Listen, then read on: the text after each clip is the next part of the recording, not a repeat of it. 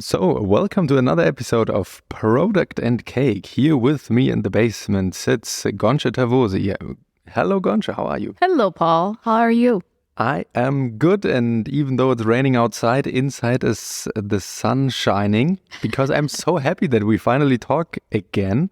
Yeah, it's been a minute. It's been a minute during our busy first quarter break. And also there were some holidays, some trips, traveling planned. So we had some overlapping time finally that we can both be in the same place to record.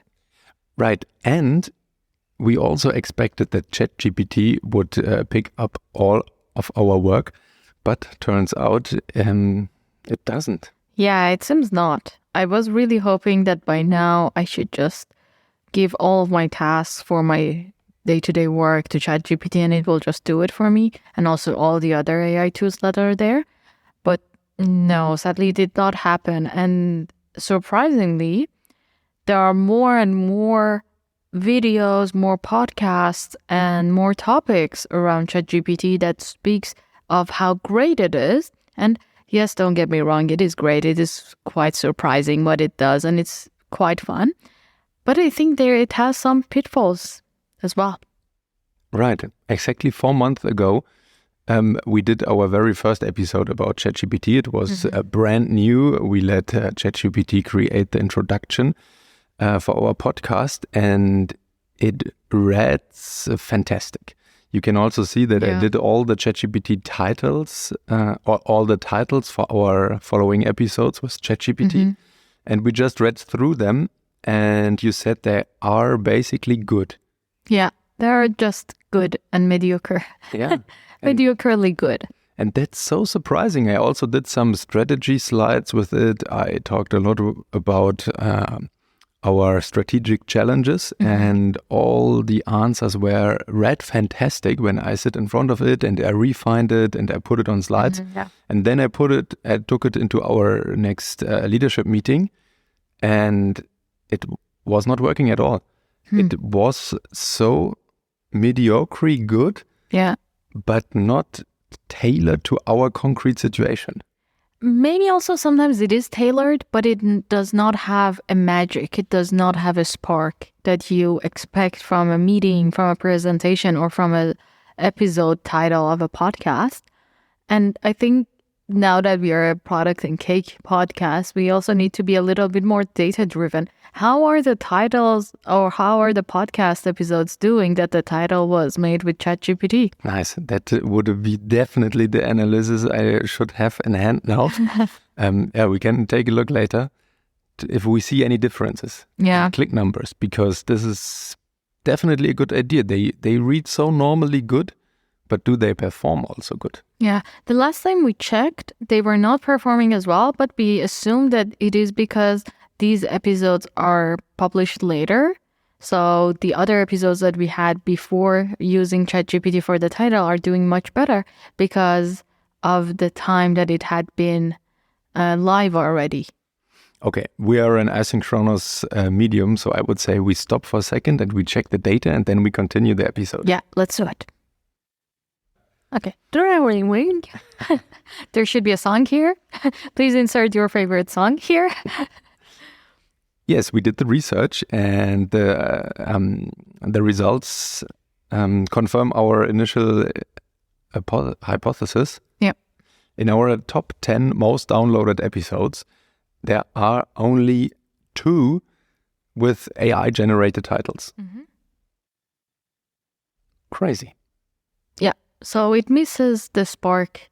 It misses the grip that the human content creation has. Sadly.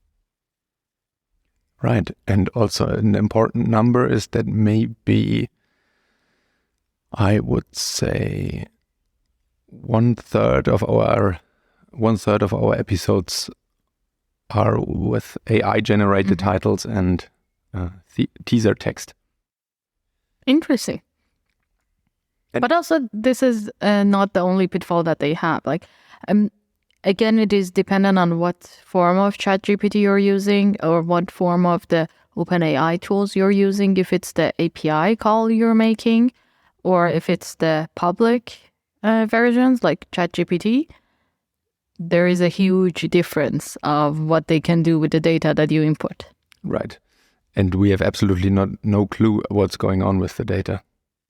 Yeah, that's true. We completely give consent that this data is going to be used to educate this machine. So it means that it will be definitely used. And also, I heard a couple of days ago that some Samsung workers accidentally leaked some trade secrets by ChatGPT because they added some trade company code to ChatGPT to fix some errors or to optimize the code a little bit. And this is now added to a public service. Wow. Yeah, I also heard stories that the people chatting with this AI and then randomly it returns totally different content, right? And the assumption is that this content comes from other conversations. Oh, interesting. And I think this is also by intention, maybe a bit from OpenAI, because they started it with the intention to develop it publicly. Yeah, right? yeah. And I think there is this huge shock of, oh my God, there's suddenly a computer that can understand and answer on his own and give perfect answers. But for me personally, it feels already that the hype is a little bit slowing down. Yeah. I also tried to create shell scripts with it to perform basic tasks for normal automation processes. And it was working, kind of, but it was working for me because I could read the code and understood, and I could tell the AI, hey, in this and that, there is a bug, or there needs to be something different. And after a while, after the second or third correction of an error, the first error appeared again, right? And I really tried to optimize my prompts because maybe as everyone, I read that prompt engineers is not a hot new job in the market. So I stored all the prompts, I created new conversations, I tried to make a repeatable result with the prompt. And I was not able to. Maybe I did not spend enough time, but all in all, it was really hard and kind of luck to get the right result. Yeah. Also, you should not spend a lot of time on this. If you're using something to optimize something that you could have done, then it does not make sense to spend more time on that to give correct prompts than to write it yourself. Yeah, at least if I'm not able to create a repeatable result. Yeah. Because without that, I'm not able to automate anything. And I'm also very bored from all my social media accounts because everything is overflooded with AI. Yeah. I fall so deep in the AI bubble. It's really annoying. Yeah, I feel when I'm scrolling LinkedIn, 1 out of every 2 posts is regarding either ChatGPT or a new AI tool that will take over. And a lot of them, sadly, is not AI. It's not machine learning. It's nothing there. It's just and please take this with a pinch of salt, but I think a lot of them is just a if else. Yeah, basic algorithm. Yeah. This one, or it's another surface for ChatGPT. Yeah, exactly. Yeah. So in summary, it was fun. It's over. We hope for the next versions, or maybe we also got used to it and it's now boring. Sorry to interrupt you, but maybe we can talk about positive use cases because I don't agree that it is over. It is now part of our lives and it will never go away. That's true. And we have the responsibility to understand somehow what is the nail I can hammer with that tool. For a moment, it felt like, okay, now everything. Finally, I have the solution where every problem becomes a nail. But I think we're not there yet. So one thing, I was using it recently. I had some problems with German insurances and they wrote complicated letters and I sit for a while, and then I copy pasted the whole letter into the ChatGPT and said, okay, please write me the answer. That worked perfectly. Yeah. That is one of the use cases. And also, I still use it for when there is a very long article or a very long magazine. These kind of magazines that are specific for a specific industry that every year is being generated to give an overview of the whole market. And I really like to read them, but I don't have time for reading the whole magazine or like 10, 20 different chapters of the article. So I just give it to ChatGPT and I ask for a summary. And do you copy paste it into the prompt, or do you have a browser extension or No, another tool? I still do it very stupidly and I copy paste it. Okay, I see. Yeah, interesting. And did the AI lands in your job somehow? What do you mean? In the company, in the work context? Not really. Like, you mean for to do something to provide to our consumers, or Yeah, for example, or to make your work life easier or take over some tasks? For making work life easier, yes, still I use ChatGPT. For example, all of these magazine and articles that I mentioned are mainly related to work that I do not want to spend like a week reading that. I want some quick information, so I give it to ChatGPT to summarize for me.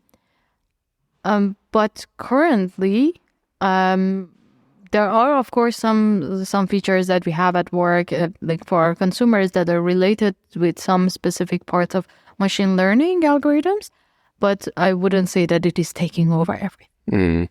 Yeah, I see the same. Yeah, we are building an education platform, and of course, we are also experimenting with a lot of different tools, especially in education. There are, like you said already, rephrasing and summarizing and be able to talk about certain topics is interesting, and we have very nice innovation projects running.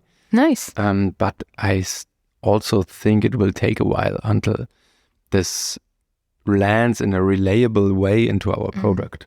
Yeah. I would say maybe ChatGPT was a leap or next step of something that is very consumer facing, very everybody can use it, but I don't think that it was the golden key of unlocking the next steps in machine learning for a lot of other already existing businesses that were using it.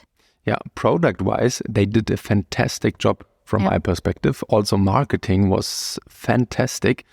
And exactly what you said, the possibility to just register and use it immediately, right? And this really changed the feeling on the possibilities. Yeah. Because all the other AI tools I see, they ask for a credit card, they have complicated register processes. Yeah, that's true. But what I wanted to mention that is that there are already some established businesses or products that have been using machine learning algorithms for a long time already. And for them, nothing really changed. They still need to educate their own algorithm, feed it new data, like optimize it, And for those items, nothing changed. As an example, I can say a lot of the security features that are used by a lot of our products. Or a lot of the sortings in a lot of the products that we visit. Like as an example, Zalando, I am sure that the sorting that the user sees has a relevance-based sorting, which is learning based on the behavior of, in general, all users and also a specific user that is going to visit that page. Yeah, right. So this is more maybe the normal way of evolution, and now we got a glimpse into another user interface, basically. Exactly. And are you afraid that we will lose all our jobs soon? No, not at all. I think part of our jobs maybe in the coming years might be a little bit more automated and more easier. Like maybe we do not need to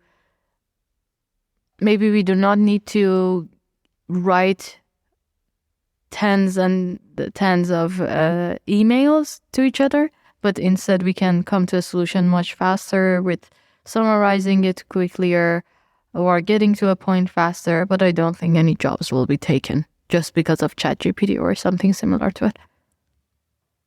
There might be more jobs created though. Yeah, that's an important point. Our jobs will definitely change, but I assume there are not many people in the product tech industry that sit around and think, okay, my backlog is empty and I don't know what to do. I wish I would have a project. That's true. But also let's talk about that soon, about our backlogs being empty and if that's an issue or not. Yeah. And let's try to create new tickets with ChatGPT, maybe. Yeah. So all in all, to summarize a little bit, the hype is over. We can say it here. We were the first podcast who triggered it 4 months ago, and now we say, okay, end the hype. we end the hype now officially and come down and learn how to use it, maybe in a more cool and relaxed way, and make the world a better place with it. Yep, that's a great summary. Thank you, Paul. Thank you, Goncha. See you, hear you very soon. Yeah. Bye. Bye. All right. So thank you for listening up to this point. I really appreciate it. We really appreciate it. And if you have any feedback for us, we would love to hear it, right? Yes, totally. Feedback and questions and also opposite opinions are always welcome. And also, if you have any recommendation for us, what topic to talk about, if you have any person in mind that you think we should interview for any specific topic you have in mind, we would love to hear that. So you can send it to us via email. Yeah, sure. Or via social media networks. You will find us, I guess. Yes, there will be some info of how to contact us in the description. Yeah, Look for it. Or send it via snail mail to mobile.de office and write CO Product and Cake Podcast. So a lot of people will know about the podcast then. That's a good point. Let's do it. Thank you. And bye again.